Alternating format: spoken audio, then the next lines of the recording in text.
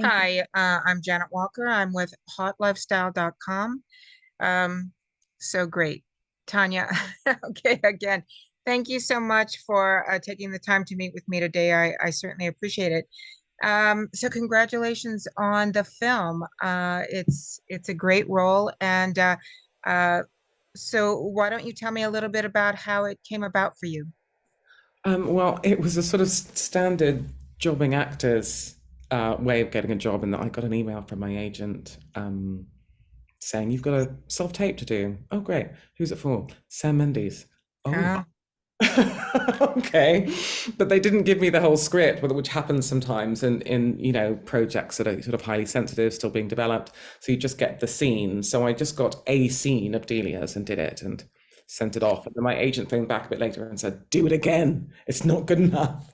So I was thinking, well, how am I supposed to know what good enough is? I don't know what it's supposed to be. So we kind of did it, in a way that we felt was appropriate. And then got a call saying, "Sam wants to have a chat with you." So, and here I am now talking with you. Wonderful, wonderful. And your role is I mean,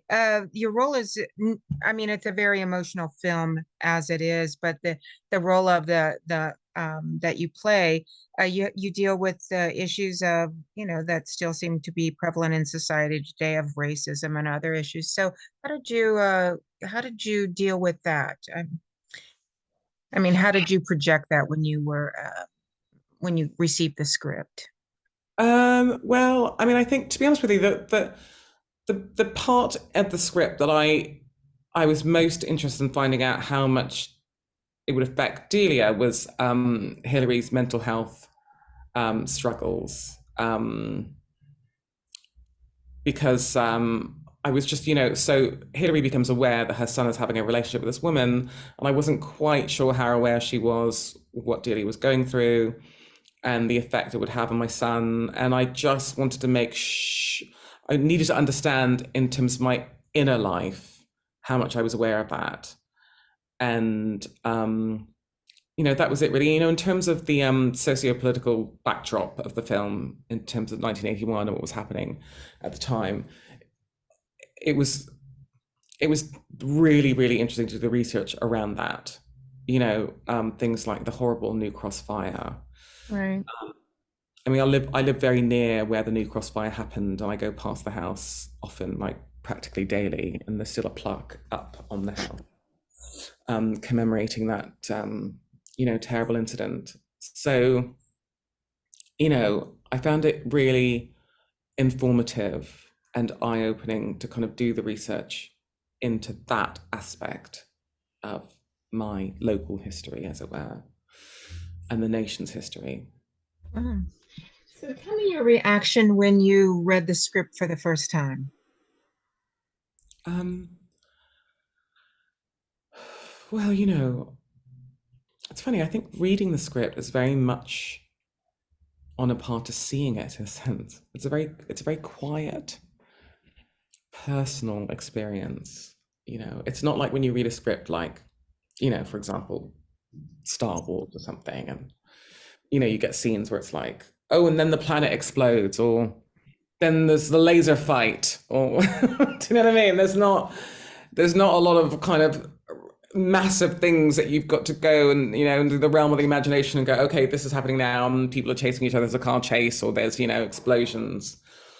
These are very intimate conversations between recognizable people. So I think the audience seeing the film will have a very similar experience to what we had reading it, I think, quite frankly, for the first time. Okay. And did you, once you got the role, and you became shooting began, did you have like a table read? Did you start your process Yeah. with yeah. Yeah, we did. We had about a week or a fortnight's rehearsal, and that entailed reading the script together again and again and again and again, and So Sam how to it each time, and just giving dramaturgical notes each time, and saying, right, this time I want you to say it like this, or this time I want to add this sentence in. And that was really useful, just to be in the room with the other actors and to hear it and to kind of feel it as it grew and developed. Okay, so tell me what it was like working with Sam and the rest of the cast. It's great. Well, Sam, obviously Sam Mendes is Sam Mendes, so he's got a wealth of experience and loads of stories to tell. So sometimes I really reveled in kind of like pulling him away from the script and just getting him to tell stories from his Mhm. career, sort of anecdotes, and just like getting really excited and impressed, and Googling people or things that he talked about, and asking questions. I tried my best to hoodwink him into kind of not working on the script at all and just sitting and regaling us with stories all day because fascinating, the things that he's done and the people he's met and the things that he's seen. So, and then apart from that, I mean, he does, part of telling anecdotes isn't entirely to come away from the script as well. You can grow and learn a lot with a character, with a part, with a script, working anecdotally. Do you know what I mean? Just Yeah. stopping and sort of going, oh, this situation, the character is very much like when this happened in life, and you know, working with the other actors. Like I'd never met. Gosh, I'd worked with Toby Jones before. I hadn't met, I don't think, any of the other actors before. Um, I think Olivia and I had friends in common because we're sort of around similar generation in terms Mhm. of the acting community. Colin Firth, I'd never met him before. Um, yeah, but it didn't feel overwhelming or like, oh my God, it's Oscar-winning Colin Firth, Oscar-winning Olivia Colman. It's just we were just in a room. It was just actors together in a room, Mhm. like it always is. Do you know what I mean? Yes. Okay. So do you have a memorable moment from the film? Yeah, I think that so in the scene where I'm saying goodbye to my son, we're having a little mini dinner party with his girlfriend Ruby and Michael's character. We Sam was trying to get us to be a bit more jovial, so he started shouting knock knock jokes from Austin. And I'm a sucker for knock knock jokes. Like I don't mind a dad joke. Do you know what I mean? So, but it's really funny. Yeah. It sounds like it. So how long from concept to completion? How long between the time of the audition until now? It was quite a quick turnaround. Um, yeah, I mean, it wasn't that long after I auditioned that I got the part that we started, and then we, rehearsed earlier on in the year in Margate, and then we were finished maybe, I don't know, 3 months later, and then, and now what's December, and look where we are in LA promoting and stuff. So it was a really, I think it was a quick turnaround, but it's not as if I'm like an expert in like movie making. Oh, this is very quick.